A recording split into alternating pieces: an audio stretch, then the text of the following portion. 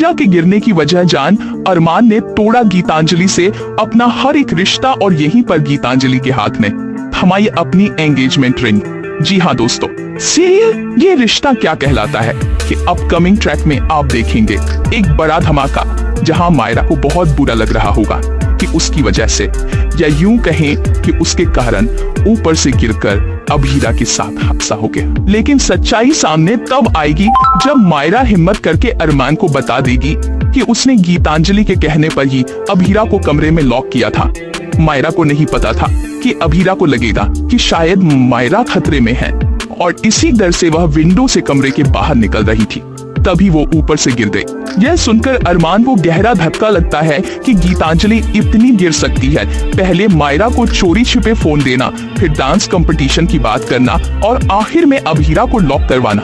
अरमान का गुस्सा अब काबू से बाहर है, लेकिन उसकी पहली चिंता अभीरा की तबीयत है। जैसे ही अभीरा को होश आता है, वह कहती है कि मायरा का डांस कंपटीशन है और उसे वहां जाना ही होगा। अरमान उसे समझाने की कोशिश करता है कि उसकी हालत ठीक नहीं है, अभीरा तुम्हें चोट लगी है, डांस नहीं कर सकती, लेकिन अभीरा मायरा की खुशी के लिए जिद पर अड़ जाती है। ट्रैक में आप देखेंगे कैसे मायरा और अभीरा एक साथ स्टेज पर एंट्री लेंगी और धमाकेदार डांस परफॉर्मेंस देंगी। उधर गीतांजलि सोच रही होगी कि मायरा उसके साथ डांस करेगी, लेकिन मायरा का अभीरा का साथ देना उसे चुभ जाएगा। गीतांजलि अपनी साजिशों से बाज नहीं आएगी।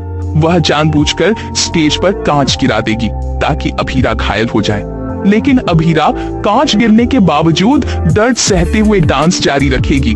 इधर अरमान की नजर गीतांजलि पर है। वह समझ चुका है कि वह और गंदी चाल चलने वाली है।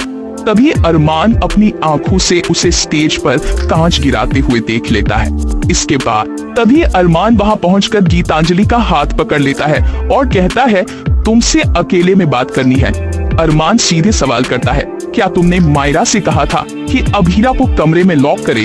गीतांजलि हैरान होकर इनकार करती है, लेकिन अरमान कह देता है, मेरी बेटी कभी झूठ नहीं बोलती।